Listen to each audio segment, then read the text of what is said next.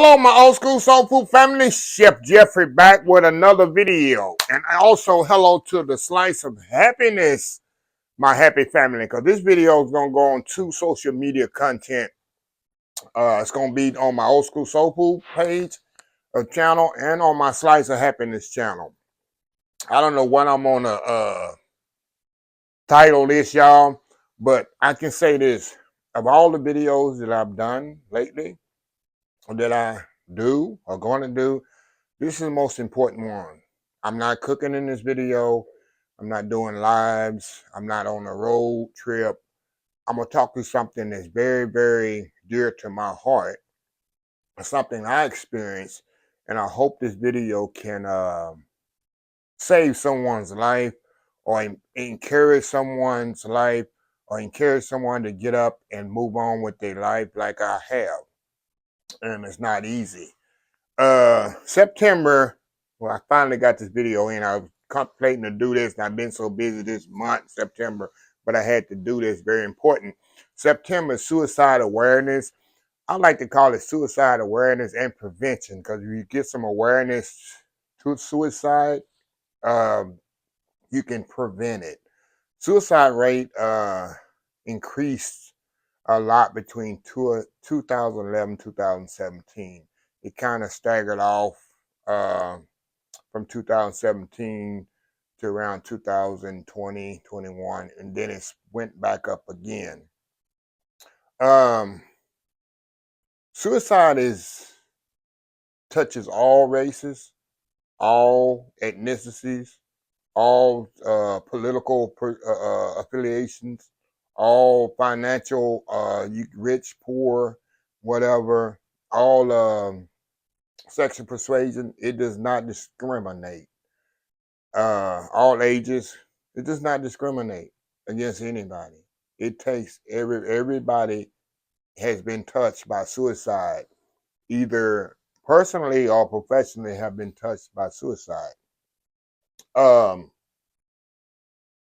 it's something that needs to be addressed more than it actually is, because like I tell people, and you know me, if you know me on a daily basis, if you see me, I try to show kindness and care for everybody, no matter what I do, where I am. You see me out and about, because you don't know what that person is going through at that moment. That little word of kindness, that little word of that little pat on the back, a little handshake, can mean a lot. Let me tell you something about people, and it's nothing disrespectful for people. This is just how we are as a society, as a world, as a human being. Most people walk up to you in the morning. You greet people in the morning, afternoon, throughout the day, and most people say, "Oh, how you doing?" Average person's gonna say, "All right." There's 2 falses to this story. The average person, nothing against people, not sincerity of people, but the average person that says, "How you doing?" They don't care how you doing. It's just a figure of speech. They couldn't care less how you doing, what you going through. They couldn't care less, the average person. And the person that says, "Oh, I'm doing all right," a lot of them people are not doing all right.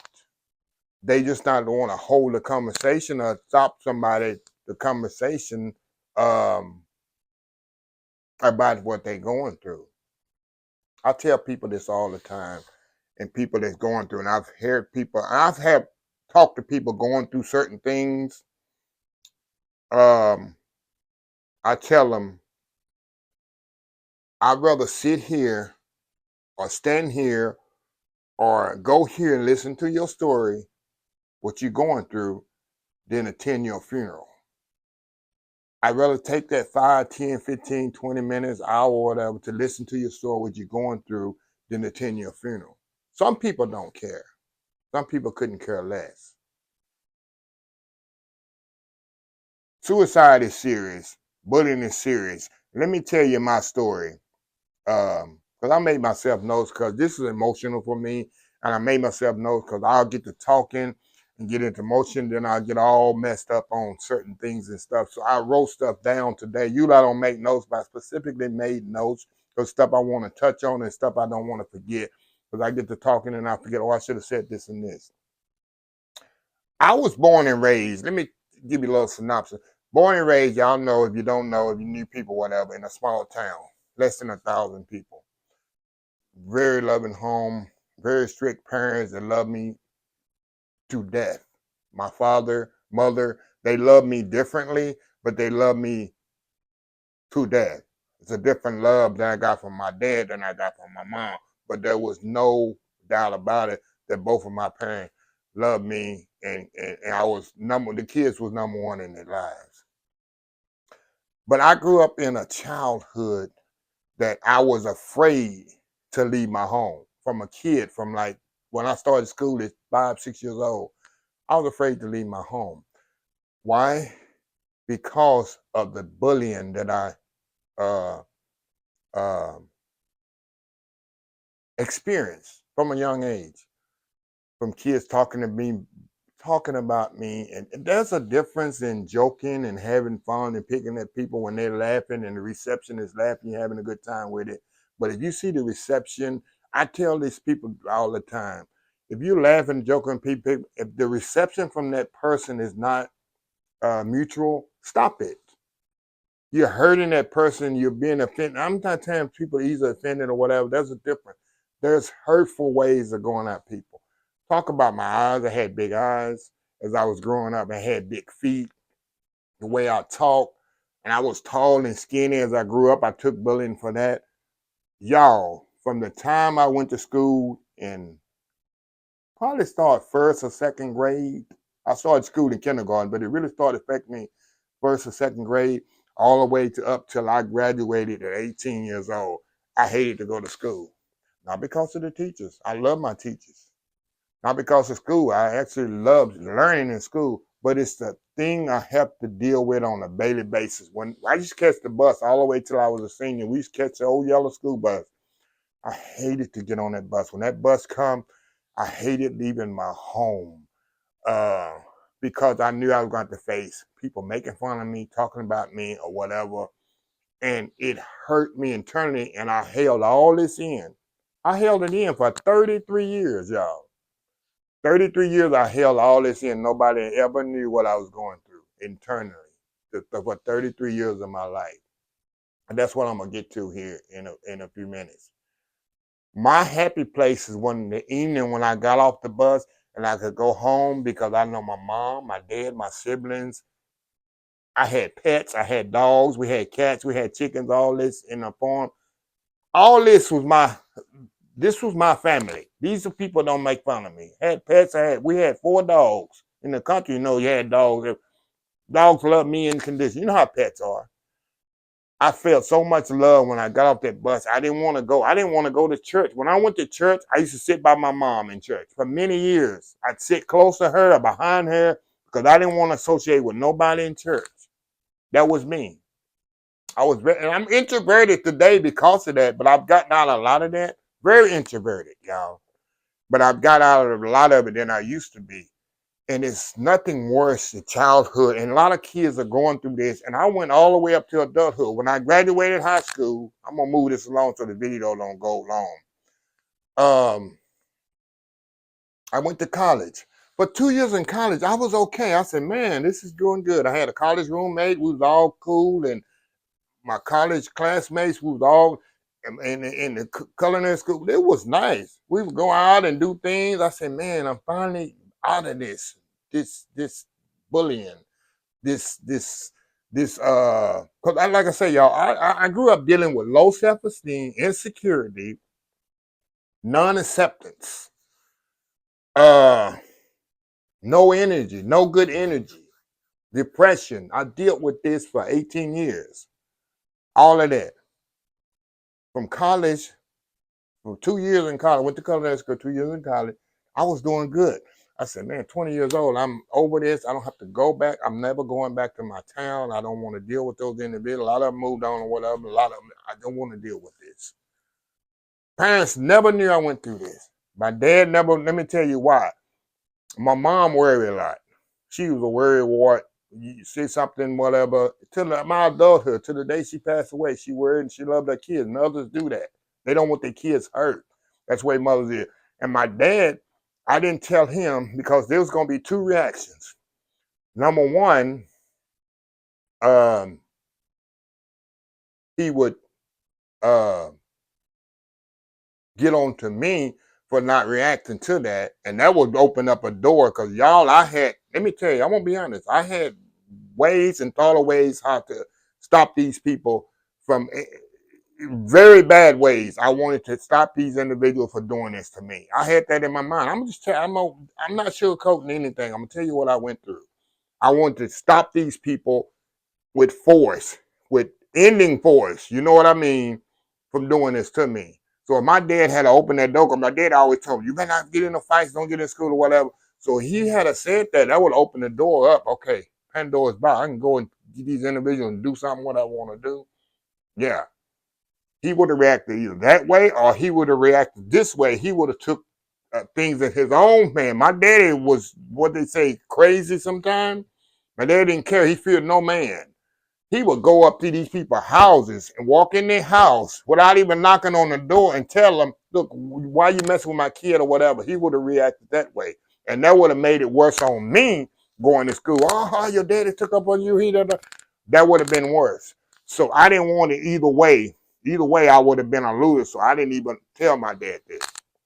So back to what I was saying, college was great. Got through college, whatever. I say, I'm through with this, but I ain't got to deal with this. I'm moving to Houston. I'm not going back to my town. People, I'm not, no more. I'm out of there. I left home at 18 years old. Haven't been back. Of course, never been back since. Got to Houston. Started a new job. Got my degree. Started a new job where I worked for over 35 years. The one I just retired for. Walked in there. Just being polite. How you doing? Whatever. I get these stares of what I found out was jealousy because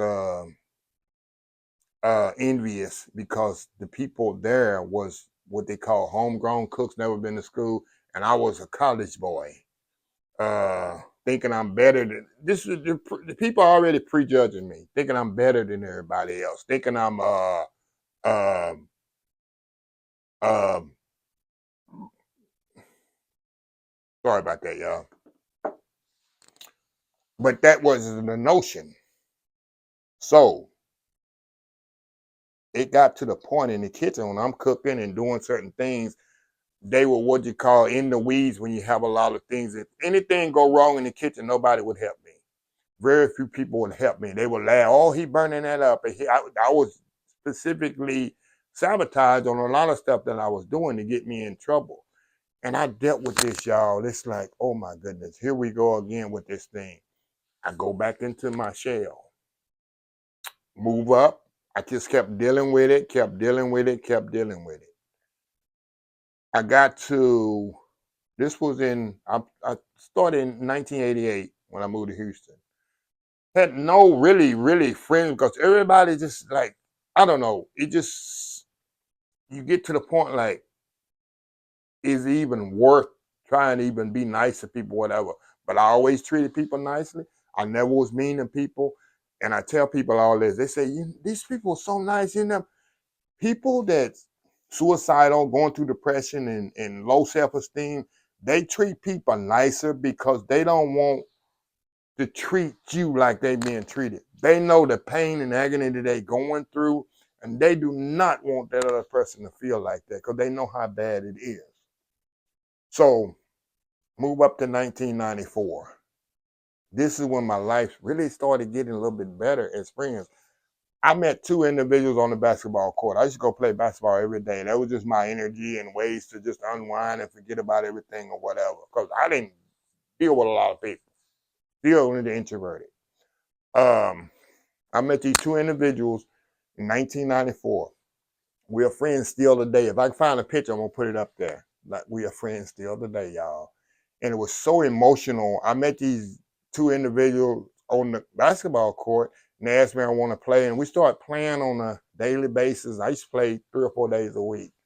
And then I used to go to their home. They invited me to the mother and daddy invited me to the home. I'd go over there and eat or whatever. I had got to the point where I could just walk in their door. I didn't have to knock. I just walk up in the door just like I was a part of the family.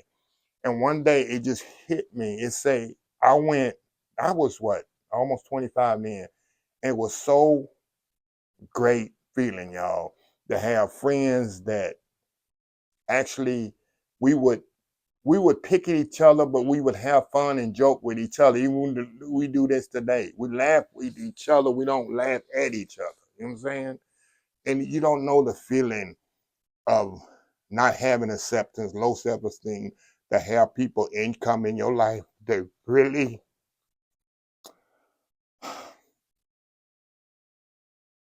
so I'm gonna get through this video, y'all.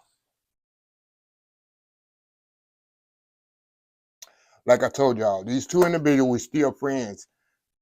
These two young men, OJ, we old men now, changed my life because I never felt somebody to actually see me as an individual, a friend, someone that actually had value as a friendship than they showed me. You just don't know. And I'll never forget that. Like I say, we friends till this day. I can pick up the phone right now and call one of my friends. He'll answer. If I don't call, we won't be nothing but talk about anything. Nothing. No, I want this, I want that. Those are true friends, and I have them. I never let these individuals go. They married with kids and their grandkids, and it's just a whole big family. I'm part of their family. But you just don't know. Okay, got through that, but still I got this just up and down feeling, up and down feeling. I'm looking at my life now. It's like, okay, I'm 33 years old. This was July 4th, 1999, and we're gonna move up the date. July 4th, 1999. I'm 33 years old. I used to work pretty much 6 days a week, y'all. I used to work 40, 60, sometimes 80 hours a week, depending on the time of the year. Um, then you just contemplate your life. Okay, I'm 33 years old. I'm not married. I don't have kids. I'm just a workaholic. All I do is work. I have friends, but they got their own thing going. But that's normal. They got their own things going or whatever. And I'm working. I'm living in an apartment. I got a vehicle that hopefully it works. I'm When I wake up, hopefully it don't break down. I have my little savings and stuff like that, but the money to actually have to spend on a weekly basis is there. If something go wrong, it'd probably be depleted. And I went home one 4th of July. We had a 4th of July. I had to work on the holidays. Everybody else gone to the beaches and hanging out or whatever. And of course, holidays I have to work. It was the 4th of July in the afternoon, at night. I got home. I had to work that day. I got home. You worked the 2 to 10 shift. Got home about 10:30 in my apartment. And I sat on the edge of my bed, still in my uniform. And I'm saying, I don't want to live another 33 years like this.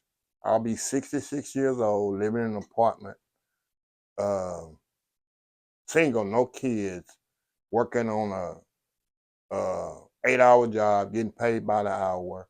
I don't want to do this no more. Of course, I have weapons or whatever. And I had contemplated this I sit there and I contemplated this. I don't want to be here no more. I won't take myself out. But then I sit there, I'm thinking, how should I do this? Should I hang myself? I said, no, if I hang myself, I need to figure out in this apartment. I looked around the apartment, how I'm gonna do this? Do I have rope? Is it going, what I need to jump high? I'm contemplating this. What if it don't take and I'm struggling? I don't want to suffer when I take myself out. I want to be quick as possible. I say, what if I went in the bathroom? What if I take these pills? What pills can I take?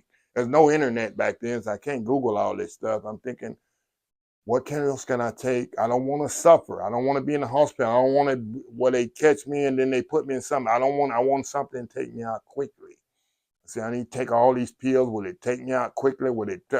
I'm contemplating all this. I don't know. What pills should I take? Then I'm looking, I want to shoot myself. Where should I do it? Where should I shoot myself at? I was thinking, okay, I don't want to damage myself with my mom and my dad and can't. I want to open coffee bean for the respect of people. I'm thinking all this. What should I shoot myself? If I don't shoot myself right, if I'm paralyzed and I'm laying in the hospital, got paralyzed myself and I'm thinking about all this stuff, y'all, how to do this and how to do it correctly. I'm sick and tired of life at 33 years old. 33 years old, I'm serious. And it's just like all of a sudden, like you see people say, God speaks to you. God spoke to me internally, like loud, just like a flash of light. Jeffrey, I created you in my own image. You have a gift. I have so much things planned for you that you don't yet see. Where you are now is not where you're going to end. All this is told to me like it seemed like in seconds. I need you to stop thinking this. I need you to get up, get your life going. The life that you lived is gone. You have so many things greater for you. It's like God told me, I need you to get up and put in the work. I'm here behind you 100%. I'm going to be with you 100%. But you got to get up and make forward to this. From that moment on, my whole life changed. It changed not instantly. Like God ain't say, okay, I'm going to instantly change your life. No, no, no. He said you have to put in the work like the Bible say. Faith without doing is what? Dead. You got to put in the work. You have the faith, but you got to, faith without the work is dead. You got to put in the work. And also the Bible says your gifts will make room for you. It's like God said, I have a gift. My gift is cooking. My gift is food. My talent is cooking. I went from that moment in the next, from 1999 to 2006, 7 years. Took about 7 years. I went from working, getting paid by the hour to working on salary, from just being a regular cook into a management position at my job I retired from, making about 30-40% more money. I went from living in an apartment to buying my home, which I sit in here now in 2006, getting another vehicle. So I had 2 vehicles within 7 years. And God is saying, like, I'm not through with you yet. There's more to come. But the devil tried to break you down. When God see you doing something good, God gonna break you down. 2017, was diagnosing cancer. Nobody knew it. Nobody knew it till after I finished my radiation treatments. I went through it, never missed a day. I just say, God, I'm gonna get through this cancer. I'm gonna get through the treatments. Thank God I caught it early, and all I had to do was radiation. I went to work hurting. The individual worked for me. Used to see me. I told me, God, you don't have to move this mountain. I'm in pain. I'm gonna spend this pain. I just need you to give me the strength to climb. I endured 6 months of treatment, y'all. Overcome, cancer free, thank God. Got through that. 2017, I was like, 2017, God, look, you say when I was diagnosed in cancer, God, you say you was this is how it's gonna end? 2017, that's it, end of my life? No, I got through that. 2000, because let me move back a little bit. 2015, I had created Old School Soul Food. It was on Facebook. I only had one social media account, 2015. I was building it. This is what I missed. I was building it to where I could get it. That's when 2017 came with the cancer diagnosis. Like, okay, I'm building this Old School Soul Food. Now you're knocking me down. You're going to take me out before I can really see what this achieves. That was just God seeing how much faith and how much endurance and how much confidence I had in him. He got me through that. 2017, I got through that. And then it was like, okay, I'm on fire. I'm on fire now for God. Like they say, I always love that scripture say, how does scripture go, y'all? I was young and now I'm old, but I have never seen the righteous forsake me, or their children begging bread. Meaning, you young and old, God is never going to forsake you, have you begging for anything. And that was true. 2017, from 2017, y'all, I went from being cancer free, like I say, from 99, having a home, I'm not saying this to brag, y'all. I'm saying this what God can do and how to overcome things. Another residence, Lord, I'm not through. But God is not through with me. Not one, not two, not three, but 4 vehicles, all paid for. Finance independent, where I can left my job in 2022 to do what I'm doing now. I'm saying this, y'all, to let you know, my faith in God is what got me through. But also counseling. There's suicide hotline. I'm gonna put all that stuff in the description. There's suicide hotlines. There's depression hotlines. I'm gonna put all that because somebody right here watching me right now is near the end of their rope, thinking there's no hope for them, thinking there's different types of suicide. You might be financially to the end of your rope, won't take yourself out. Mine was bullying. You might be depressed. You might be in a marital situation or abusive relationship situation. There's different ways. Every 11 minutes, this video probably gonna last about 30, a little bit over 30 minutes. Before I finish this video, 3 people in this country be done committed suicide. Every 11 minutes, somebody commits suicide in the United States of America. So that means before this video is over, 3 people decided that that's the only way out. There's no other in out. My video to tell y'all today is there is a way out. You might not see it. Number one, how you got through. You don't have to be only with faith. Talk to somebody, but let me tell you this. Talk to professional counselors. Don't tell everybody your business. I didn't. I did not tell everybody what I'm going through because everybody's not for you. Everybody gonna get, especially with the day with social media, they're gonna post, they're gonna start texting everybody, group chat. Oh, did you hear Jeff? Oh, he's crazy. Oh, this guy's insane. Oh, he's gonna text, laughing. They don't care. Most people, they don't care. There's people out here that I'm telling you, I'm just being I ain't sugarcoating it.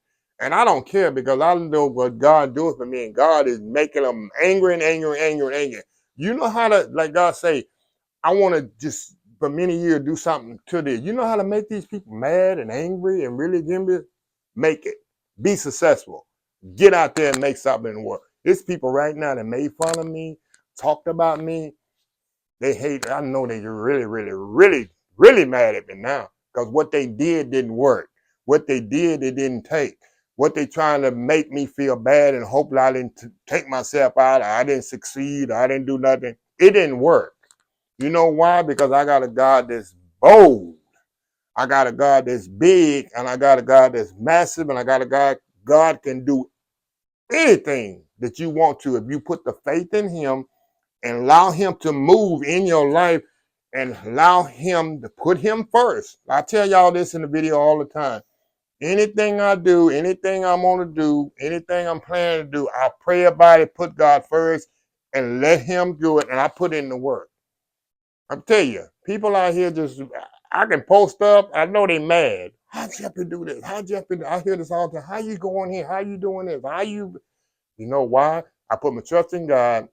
And the things that you tried to do to me, make me feel bad and all that, it didn't work. Jeff is still here. Believe me, I still go through things. I'm still taking counseling. I still have ups and down days, but I have more great days. I don't have bad days. I just have some not as good as others. But most of my days are great. When you see me out happy and talking, when you see me out in the streets and meet me, this sincerely, I'm not hiding nothing anymore. I'm sincerely happy and honored and blessed where I am because I know what I went through and I know what God got me through. That's why I treat people. Yeah, I try to tell my whole team, and some of my team members don't get it, and I put them to the curb. This is not we don't have.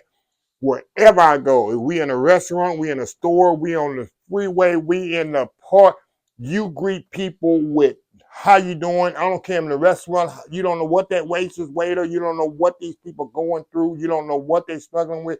You treat them with kindness and respect. I don't want, if somebody go out to eat with me and treat the person bad, no, you need to go.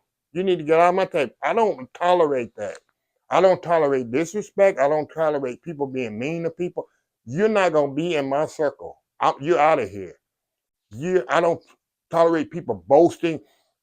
I like kidding around, picking at people. But if you can know there's a thin line where you just downright offending and being cruel to people. People know. It's common sense, you know. But like I say, you out there, you think you're right at the edge of doing something bad to yourself or whatever. Remember, you are a child, like God told me. God made you in his own image. You are a child of God. God gave you a gift. God loves you, and God will definitely help you with your gift. I'm telling you. I have went from being a shy person that nobody wanted to talk to people, over 3 million people a week on all my social media accounts. I touch 3 million people. 3 million might be the same people over and over again, but I get 3 million clicks on all my social media accounts combined. My brother said he could never do this. And I told my brother, he said, my brother, you sing in front of people. I'm the last person you would think that want to do something like this. If you had saw me as a kid, the little Coke bottle glasses and the little big old glasses and big old hands and big eyes and all this, I'll be the last person you would think being here on social media telling y'all about something like this. But I love people, y'all. I love helping people. I love to see people succeed. People say, oh, you both. What I do when I say I'm doing this and going here and doing this, I tell people this all the time. I'm not doing it to boast and brag. I'm trying to tell you what God can do for you if you put in the work. You can do more better than me. That's why I do this. That's why I show people this and this. You can do anything. God, put him first. Challenge me. Put God first and challenge me and see what he move in your life. It ain't gonna be no overnight, but you got to put in the work. What I've done in my life is not instant. Like I say, the night that I was gonna take myself out in 1999, it was 2006 before I moved out of my apartment. I wanted a house so bad, it took 7 years. But I put in the work. I'll say a little down payment. I got myself right. And God knew, okay, it's time for him to get that home now. He know it, July 5th, 1999, next day wasn't a good day for me to get a house. God knows. And God watches you and he's with you. Right when you think he's not with you, bam. Right? Like the song say, he might not come when he want him, but he's always on time, right? I'm a living witness for that. So I just want to share that moment to show y'all you never know what people are going through on a daily basis. Be kind to others, y'all. It's very important to be kind to people no matter what. Speak to people in the morning. If you can tell in a person that cashier in Walmart or HEB or the grocery store, Kroger, wherever you go, you can tell when that person is going through something. You can tell that person sitting next to you in church or the wherever on the bus or train, wherever you can kind of tell. Some people just have. I can look at a person, kind of tell or whatever, and I always give a person a smile and how you doing, thank you. I don't know how many times I say that a day. You know where I got this from. Y'all know my mom. My mom sincerely, every video, hey y'all, love y'all. She said that to everybody. All her doctor appointments, my auntie used to kid about her. He say, Mary, everybody. She talked to everybody, and the doctor, she loved it. That's the way she was. She sincerely loved everybody. Yeah. And I got that from her. When I say I love y'all, I do. I don't know y'all. That's why I tell y'all. When y'all see me out, I met a lady this past Friday at the State Fair in Texas. I met her and her husband. I think I talked to her for 30 minutes. Sincerely wanted to talk to her and sincerely want to know the things that are going in her life and her daughter, a little business or whatever. And I love it. I love talking with people because you never know what people are going through. I just love people, y'all. Yeah, I really do. So anyway, I just want to get this video out this month before the September ends. Like I say, every 11 minutes in the United States, somebody takes themselves out. And with men, it's 3 times likely. I think it's 5%, and then it's 11% with men that take this. It's 3 times the likely than a man. You know why? Because men is supposed to be all masculine, or don't, you need to take everything, you need to hold everything in. Men, you need to stop that. You need to get some help. You need to talk to someone, confide in someone, pray about it. Like I say, I'm gonna put some links in the bottom of this video. Suicide prevention hotline, depression hotline, things like that that you can go to and counsel. And your insurance at your job and stuff will cover things like that. It's free. Your insurance covers things like that because it's important.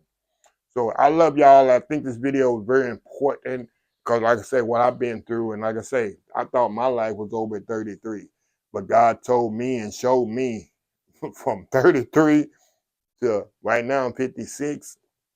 It's amazing what God has done in my life. And what's even more exciting, y'all, is you don't even know what God is about to do. God is about to do even more. You think God is saying, no, that ain't it. God spoke to me like, no, Jeffrey, Chef Jeffrey, you haven't even seen what is about to happen in your life. That's what makes me so excited every morning, because I know what God is about to do. I'm not even through yet. So that makes me even more excited. So anyway, I love y'all. If you're watching me on YouTube, on Old School Soul Food, or you're watching me on the Slice of Happiness, please share this video. It might help somebody. They look at me every day, probably say they don't know what I've gone through and what I've been through. I've been through the storm, been through the battle. Like they say, I don't look like what I've been through.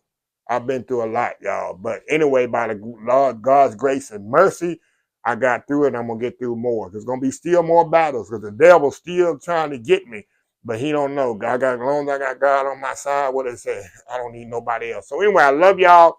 Slice of Happiness. Go watch the channel Slice of Happiness. If you're watching on Slice of Happiness, go watch Old School Soul Food on my YouTube channel. Love y'all. I will see y'all soon. Love ya. Bye.